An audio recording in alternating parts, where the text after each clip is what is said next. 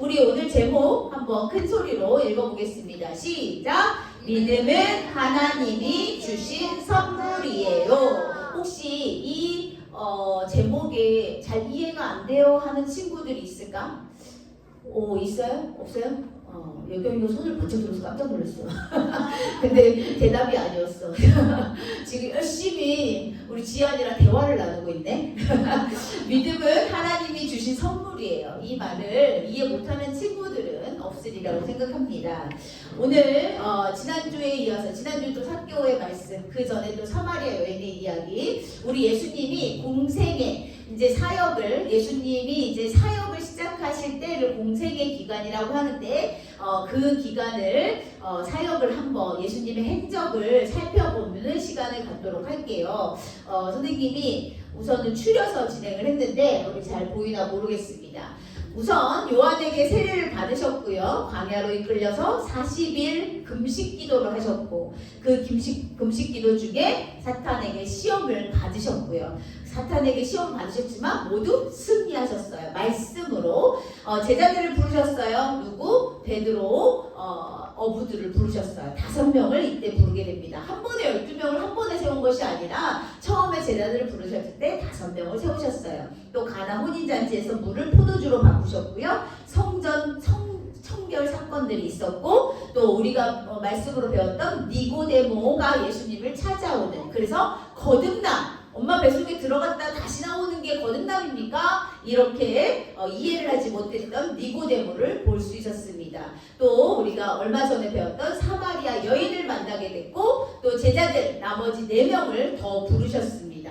또 왕의 신하의 아들을 고치시고, 백부장의 믿음을 보시고 또 그 신하를 고쳐주시고, 베데스다 연못 사건 38년 된 병자를 고쳐주시고, 또 이제 12명의 제자를 확정하시고 오병이어 사건이 있어요. 이게 마태, 마가, 누가, 요한복음에 기록이 되어 있는데, 그래서 마태, 마가, 누가, 요한은 뒤에 뭐라고 써 있냐면 복음 이렇게 써요. 그래서 이 4가지 성경을 복음서라고 합니다. 마태, 마가, 누가, 요한. 마태복음, 마가복음, 누가복음, 요한복음. 이 말씀에 다 기록된 내용도 있고, 또 어디는 기록되고 어디는 기록되지 않은 말씀들도 있습니다.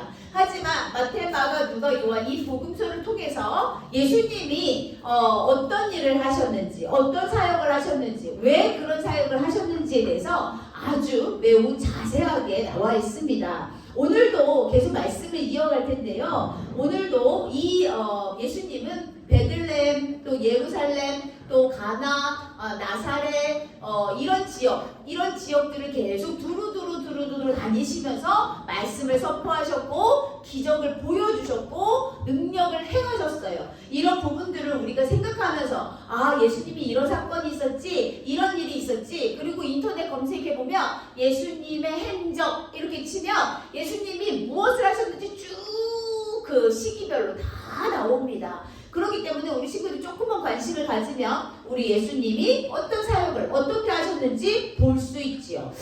오늘 지도를 오늘도 한 번 더 볼 텐데요. 우리 베들레헴, 예루살렘 이쪽에 베레아 옆에 예루살렘, 베들레헴, 예수님이 태어나신 곳은 우리 친구들이 너무나 잘 아는 베들레헴의 작은 마을이었습니다. 베들레헴에서 태어나셨지만 살기는 어디 살았어? 저 위에 갈릴리 밑에 나사렛이라는 동네에서 살게 되셨어요. 왜 베들레헴에서 태어나시게 됐는지 우리 친구들이 알 수 있을 것 같아요. 그건 나중에 얘기할게요. 네, 베들레헴은 예수님이 태어나신 곳이고요. 나사렛은 예수님이 자라나신 곳이에요. 오늘 말씀의 배경은 바로 갈릴리 밑에 나사렛이라는 그 동네, 예수님이 어렸을 때부터 자라던 그 동네에서 일어난 사건들을 이야기해 보려고 합니다. 그런데 우리 저학년 공과랑 고학년 공과가 약간 달라요. 그렇기 때문에 우리 친구들이 좀 선생님이 이것을 따로 설교를 해야 될까 같이 할까 하다가 그래도 일맥상통하는 부분이 부분이 있기 때문에 그 부분을 잘 뽑아서 우리 친구들에게 전달해 주려고 합니다. 그래서 쉽지 않았어요. 그렇지만 우리 친구들이 좀 집중해서 잘 들어주면 이해할 수 있을 거라고 생각합니다. 예수님께서 베들레헴에서 태어나셨고 나사렛이라는 곳에서 어렸을 때부터 응애응애 태어난 이후부터 계속 그곳에서 자랐어요. 그리고 예수님의 이제 어른이 되어서 이제 하나님의 일을 이제 사역을 시작하신 곳도 마찬가지로 나사렛이란 그 동네입니다. 이렇게 예수님은 공생에 예수님의 그 모든 사역들을 감당하실 때 놀라운 일들이 계속 일어났어요. 기적과 표적이 일어났어요. 사람들이 그걸 보고 너무 놀랐지. 첫 번째 표적이 뭐냐면 가나 혼인잔치, 물을 포도주로 바꾼 사건이 바로 첫 번째 표적이에요. 그것으로 시작을 해서 계속 예수님은 계속 놀라운 일들을 보여주십니다. 사람들이 그 소문을 들었겠지. 야, 예수란 사람이 있는데 그 사람이 놀라운 일들을 해가는 것 같아. 죽은 사람도 살리고, 앞으로 나오겠지만, 안진뱅이도 일어나게 하고, 오병이요, 5,000병을 막, 보리떡 5개와 물고기 2마리로 막 먹이고, 이런 일들이 계속 일어나니까, 사람들이, 와, 저 사람 누구지? 궁금해했었어요. 궁금해하면서도 또 이 사람들은 의심하기 시작했어요. 저 사람이 정말 메시아일까? 우리가 구약시대부터 계속해서 선지자들을 통해서 예언하신 우리를 구원할 메시아가 온다고 했는데, 우리는 그 메시아가 오면 우리는 정말 기쁘고 즐겁고 행복한 그런 생활을 할 수 있는데, 그 메시아가 바로 저 사람일까? 계속 생각했어요. 그리고 예수님께 구했어요. 뭘? 기적과 표적을 보여달라고 계속 요구했어요. 그것은 예수님, 저는 믿고 싶어요. 예수님의 하나님의 아들이라고 해서 믿고 싶어요 라는 마음으로 기적과 표적을 구한 것이 아니라, 예수님이 진짜 메시아일까 하는 의심을 가지고 아닐 거야 라는 생각을 가지고, 설마 나사렛에서 이렇게 목수의 아들로 그렇게 자랐는데 내가 다 봤는데 어떻게 저 사람이 하나님의 아들이라 말할 수 있어? 의심의 눈초리로 예수님을 바라보게 되고, 예수님에게 계속 기적과 표적을 요구하는데, 예수님은 그 마음을 알았을까 몰랐을까? 리아야, 알았을까 몰랐을까? 알았단 말이야, 리아야. 그래서 예수님이 그렇게 말하는 기적과 표적을 보여달라고 하는 그 사람들에게 이렇게 말씀하십니다. 예수님은 가끔 엉뚱한 소리를 잘 하시는 것 같아요. 사마리아 여인이 질문했을 때도 그랬고, 오늘도 그렇습니다. 오늘 말씀 요한복음 6장 35절 말씀입니다. 시작! 나는 생명의 떡이니 내게 오는 자는 결코 줄이지 아니할 터이요. 많은 사람들이 기적을 보여달라고, 표적을 보여달라고, 당신이 메시아인 줄 우리가 믿을 수 있도록 그렇게 보여주세요 라고 이야기했지만, 예수님은 나는 생명의 떡이야. 그래서 내게 오는 자는 이제 더 이상 배고프지 않아. 사마리아 여인에게 뭐라고 말씀하셨어요? 내가 주는 물은 영원토록 목마르지 않은 샘물이라고 말했어요. 오늘은 예수님이 또 이번에는 생명의 떡이래. 나를 만나면, 나와 함께하면 너희들은 배고프지 않을 거야. 이게 말이 돼? 이 사람들은 이해가 안 됐어요. 이게 무슨 말이야? 나에게 어쩌란 말이야? 그런데 이 사람들의 마음 가운데 그런 마음이 있었던 거예요. 예수님께서 그 모세와 함께 이스라엘 광야 시대를 걸 때 메추라기와 만나를 보내주셨던 그 하나님을 우리에게도 경험해주면 내가 당신을 메시아로 믿겠습니다 라는 그 속마음을 예수님이 알았기 때문에, 메추라기, 만나 매일매일 아침마다 내려주는 하나님의 너무나 거룩하고 좋은 양식이었지만, 그것을 먹는 사람은 어떻게 됐어요? 그것을 먹고 살아가긴 했지만 결국 광야에서 죽게 마련이었어요. 그런데 예수님께서는 오늘 나는 생명의 떡이야. 나에게로 이렇게 오는 자들은 결코 배고프지 않아. 결코 배고프지 않을 것이야 라고 말씀하셨어요. 사람들이 이게 도대체 무슨 말이야? 이해를 할 수 없어. 와, 진짜 아닌 것 같아. 메시아가 아닌 것 같아. 영의 눈이 띄어지지 않은 이 사람들은 예수님 무슨 진리의 말씀을 해도 그것을 알아듣지 그렇습니다. 같은 시기에 어느 안식일이었어요. 예수님은 평소의 습관대로 회당에 가서 성경책을 딱 읽으셨어요. 그 말씀이 뭐냐면 이사야 6장 1절 말씀입니다. 한번 보겠습니다. 이사야 6장 1절 말씀. 누가복음 4장이에요. 그게. 이게 지금 예수님은 누가복음에서 이 말씀을 하지만 이 말씀이 이사야 6장 1절에 기록된 말씀이라는 거예요. 우리 함께 읽겠습니다. 시작. 주의 성령이 내게 임하셨으니 이는 가난한 자에게 복음을 전하게 하시려고 내게 기름을 부으시고 나를 보내사 포로된 자에게 자유를 눈먼 자에게 다시 보게 함을 전파하며 눌린 자를 자유롭게 하고 주의 은혜의 해를 전파하게 하려 하심이라 하였더라. 아멘. 이게 무슨 말이야? 우리 이사야 선지자가 이제 하나님께서 예비하신 메시아가 오실 텐데 그분이 오시면 포로된 자가 자유를, 눈먼 자가 다시 보고 눌린 자가 자유를 얻게 되는 그런 놀라운 희년, 주의 은혜의 해를 전파하게 하려 하는 그 놀라운 기쁨의 날이 올 것이다. 그렇게 얘기했어요. 그 말씀을 예수님이 읽으시더니 뭐라고 말씀하셨냐면 이 성경 말씀이 오늘 너희들 듣는 가운데 이루어졌다라고 얘기하신 거야.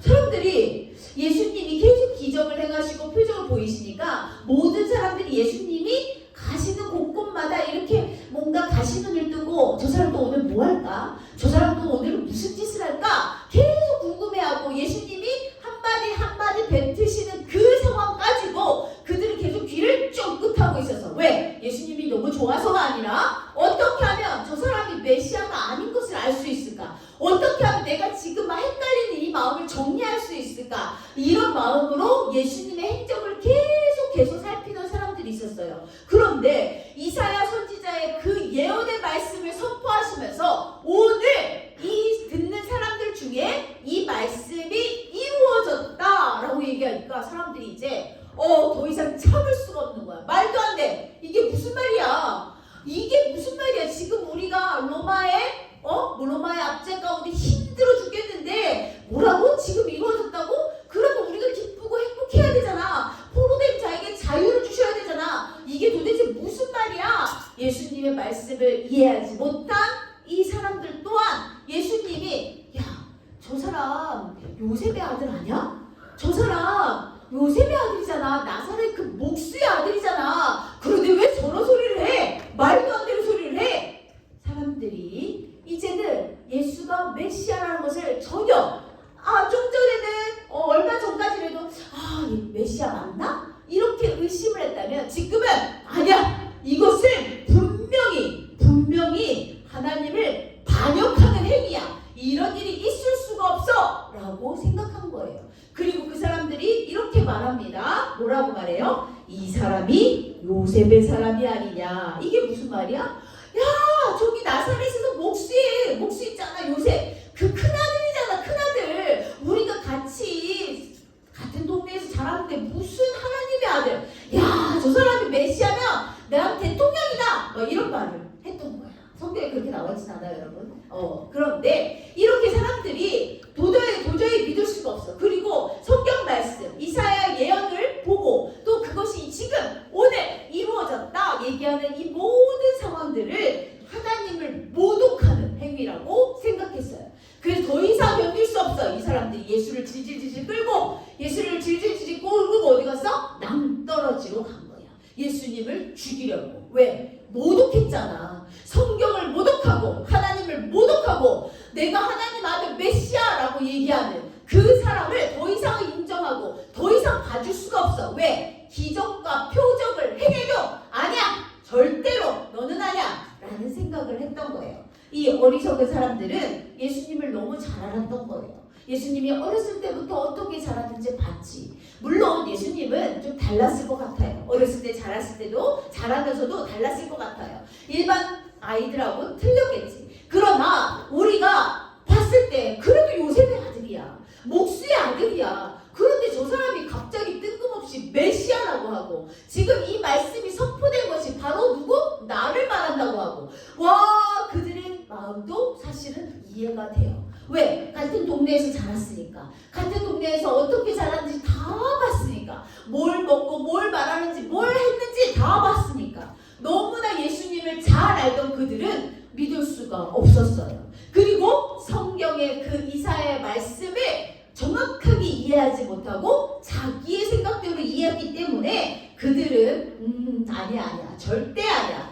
저 사람은 메시아가 아니야 라고 확신했던 거지. 그러니까 예수를 질질질질 끌고 어디로? 낭떠러지로 가서 밀어 예수를 죽이려고. 너는 반역자야, 너는 하나님을 모독한 반역자야. 그러기 때문에 예수를 죽이려고 했다는 거죠. 이렇게 영의 눈이 뜨이지 않은 사람들은요, 예수님의 눈앞에 있어도, 예수님의 코앞에 있어도 알아보지 못해요. 사마리아 여인이 그랬잖아. 사마리아 여인이 예수님의 앞에서 이야기하고 계신데 내가 그다 라고 얘기하시는데도 물론 예수님의 말씀을 듣고 사마리아 여인은 완전히 변하여서 동네로 달려갔지만 이 사람들은 끝까지 예수님을 하나님의 아들 메시아라고 인정하지 못했어요.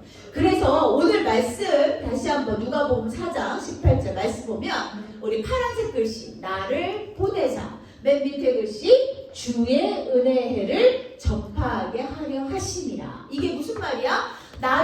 하나님께서 나를 이 땅에 보내신 이유는 주의 은혜의 해를 전파하게 하시며, 주의 은혜의 해란 무엇일까? 우리가 한번 이 부분을 짚고 넘어가야 될 거예요. 네, 주의 은혜의 해 뭔지 한번 보여주세요. 네, 이것은 희년이라고 말합니다. 기쁠 희자를 쓰는 것 같아요. 희년, 나팔을 불어 자유의 기쁨을 선포하는 해, 매 50년마다 돌아오는 해방과 회복의 해, 노예가 자유를 얻고 빚을 탕감받기도 하는 아주 놀랍고 기적 같은 놀라운 행복한 그런 기쁨의 해가 바로 희년인데, 이 희년을 위해 누가? 예수 그리스도가, 하나님의 아들이, 하나님께서 나를 이곳에 보내셨다라고 얘기한 거예요. 그러니 그 사람들이 못 믿을 만도 하다는 생각은 들어요. 선생님 생각에도. 그런데 예수님이 이 어리석은 자들아, 이 눈먼 자들아 라고 이야기하시면서 이렇게 말합니다. 너희들 하나님의 선택받은 선민이라고 말하는 유대인들, 너네들만을 위해서 내가 이곳에 온 것이 아니야 라고 이야기합니다.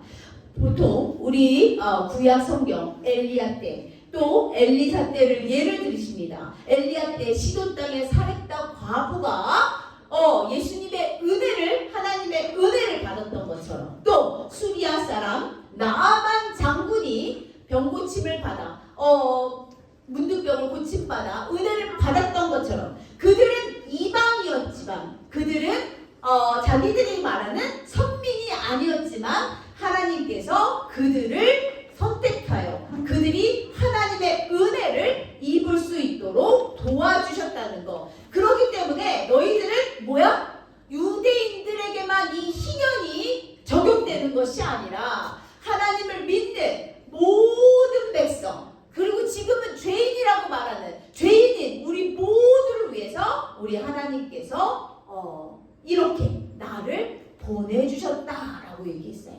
우리는 하나님을 믿는다고 지금 이 자리에 앉아있지만 솔직히 그건 알 수 없어. 우리가 앞으로 어떻게 살아갈지, 하나님의 선택을 받았기 때문에 이 자리에 앉아있는 건 맞지만 우리가 앞으로 어떻게 살아갈지, 나는 하나님의 사람이라서 당장 구원받을 수 있고 당장 천국 갈 수 있고 이런 믿음이 있다면 우리의 삶이 정말 변화되지 않으면 안 된다는 말씀을 하고 계세요. 생각도 바뀌고 우리 마음도 바뀌고 우리의 행동도 변화되어야 된다는 것을 우리 예수님을 말씀해 주시고 있어요. 엘리야 때나 엘리사 때나 유대인들만 구원받은 것이 아니라 이방인들도 하나님을 진심으로 믿는다면, 또 죄를 회개한다면 그들에게도 구원이 있다고 계속 말씀하고 계세요.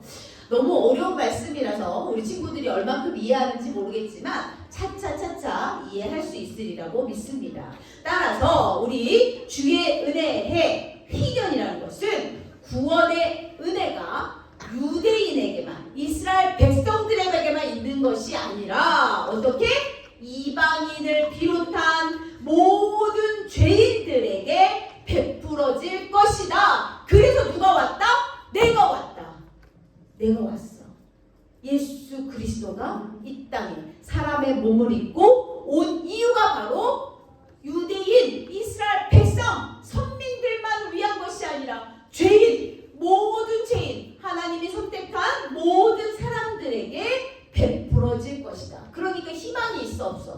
소망이 있지. 우리는 이스라엘 백성이 아니잖아. 우리는 유대인이 아니잖아. 유대인에게만 구원이 있는 것이 아니라 지금 대한민국, 일본, 아프리카 여러 군데에서, 여러 지역에서, 여러 나라에서 함께 하나님을 믿고 의지하고 모두 하나님을 믿는 모든 사람들에게 뭐가 있다? 구원이 베풀어질 것이다 라고 말씀하시는 거예요. 여러분, 이것은 정말 놀라운 하나님의 은혜지만 그때 당시 유대인들에게는 이해가 안 되는 말씀이야. 이게 무슨 말이야? 말도 안 돼.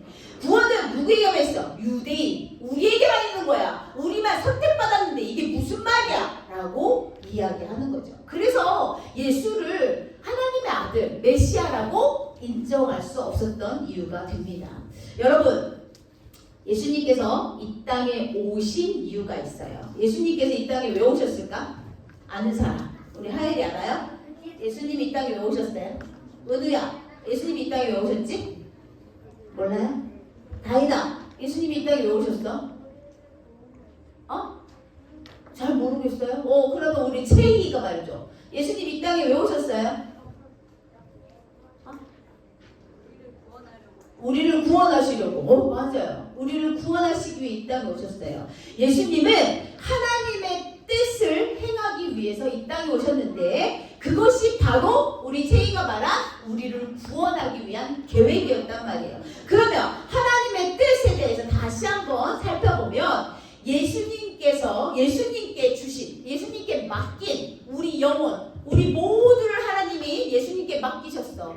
너희가 한 사람, 유대 사람들, 유대 민족, 이스라엘 백성들만 위해서 예수님이 돌아가신 것이 아니라 이 전 세계 모든 사람들, 하나님의 백성, 하나님의 선택한 모든 백성들을 위해서 예수님이 돌아가셨다는 거야. 그리고 다시 어떻게 돼서 부활하셨다는 거야. 그것을 우리가 믿어야 돼. 예수님께서 한 사람도 잃지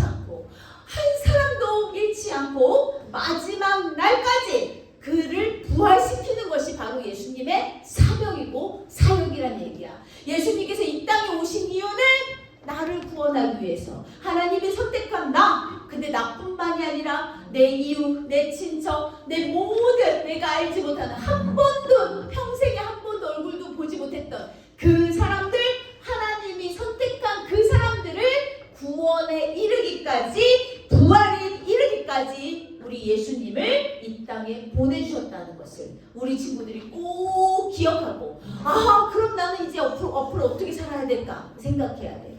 이 유대인들처럼 아니야 요셉의 아들이잖아. 요셉의 아들인데 뭐 기적과 표적 조금 해갔다고 해서 아이고 말도 안 돼. 저 사람이 무슨 메시아야? 말도 안 돼.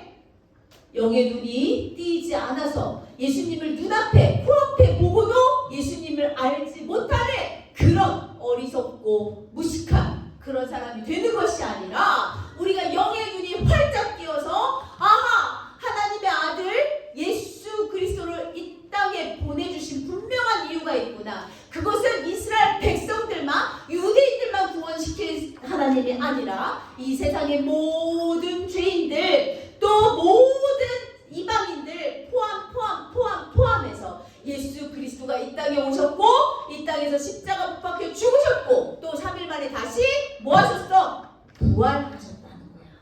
그것을 우리가 믿어야 되는데 이 믿음이 정말 중요한데 이 믿음, 우리 친구들이 지금 믿고 있는지 모르겠어요. 아까 찬양하는데 나는 믿네. 아까 막 열심히 우리 유나 선생님이 계속 은혜가 너무 됩니다. 우리 같이 입술을 열어서 찬양합시다 이렇게 했는데 다 입을 이렇게 꼭 다물고 있더라고요. 우리가 믿어야 돼. 그럼 이 믿음은 어떻게 생기는 걸까? 이 믿음은 어떻게 생기는 거야? 얘들아, 우리 제목을 생각해봐. 믿음은 어떻게 생기는 거지? 하나님의 선물이야. 믿음이 있다는 것은 내가 성령 충만하게 살아가는 거야. 내가 오늘은 성령 충만했다가 내일은 성령이 없었다가 모레는 또 성령이 충만했다가 글피에는 또 성령이 없었다가 이렇게 살아가는 것이 아니라 내가 하나님을 믿고 하나님의 아들 예수 그리스도를 믿고 내가 하나님께 영광을 돌리는 삶을 살고 싶은 그 믿음은 내가 항상 매일매일 everyday 매일 항상 성령이 충만해 있는 삶을 말하는 건데 이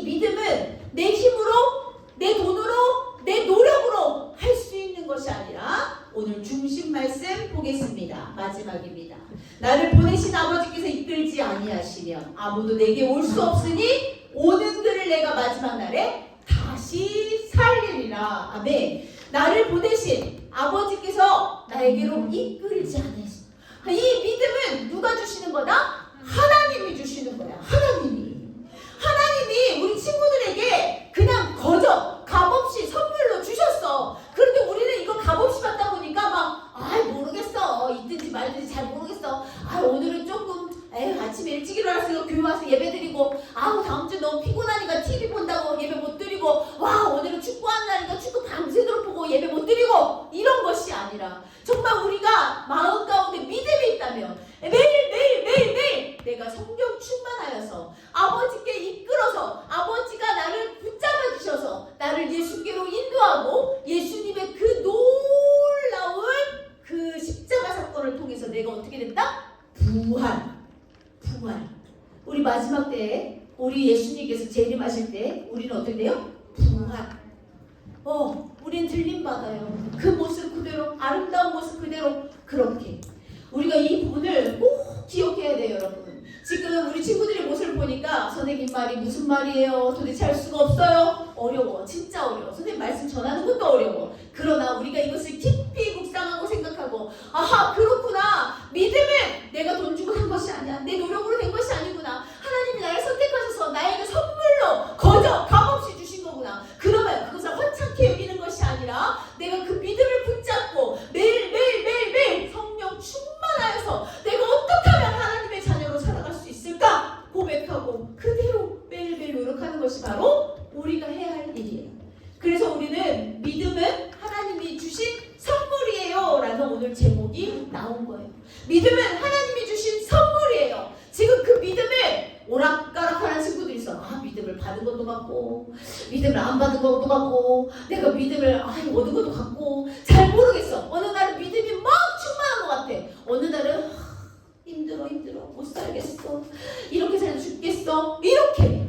이것은 믿음이 확실하지 않은 거야. 그러면 우리가 어떻게 해야 돼? 기도해야지. 하나님 도와주세요. 성령 하나님을 나에게 보내주셔서 나에게 굳건하고 강건한 믿음, 흔들리지 않는 그 믿음을 다시 한번 나에게 선물로 주셔서 내가 매일매일 하나님을 바라보고 하나님께 영광 돌리는 그런 삶을 살 수 있도록, 눈앞에 예수님을 보고도 눈앞에 예수님이 있는데도 알아보지 못하는 그 어리석은 사람들이 되는 것이 아니라 예수님을 영의 눈을 뜨고 바라볼 수 있는 그런 믿음의 사람들이 될 수 있도록 하나님 저에게도 믿음을 선물로 주시길 간절히 소망합니다 라고 기도해야 돼요. 여러분 기도하세요. 내가 지금도 오락가락하면 난 잘 모르겠어. 엄마 따라서 그냥 교회 온 거야. 엄마가 가라고 하니까 교회 온 거야. 잔소리 듣기 싫어서 교회 온 거야. 난 모르겠어. 그냥 이 시간 빨리 때우고 친구랑 놀고 싶어서 교회 온 거야. 그런 마음이 있다면 이 시간 회개하고 우리가 마음 깊이 하나님 저에게도 믿음을 선물로 주셔서 매일매일 매 시간 성령 충만한 그런 삶을 살 수 있도록 하나님께서 도와주시고 인도하여 주시옵소서. 그렇게 기도하는 저와 여러분이 되었으면 좋겠습니다. 아멘. 기도하겠습니다. 우리 두 손을 꼭 모아주세요. 그리고 우리 진짜 간절히 기도합시다. 하나님 고맙고 감사합니다. 우리에게 믿음을 선물로 주심에 너무너무 감사합니다. 우리 아직 어리고 우리 부족한 우리 자녀들, 이 말씀이 어떤 말씀인지 어떤 의미인지 잘 모를 수도 있습니다.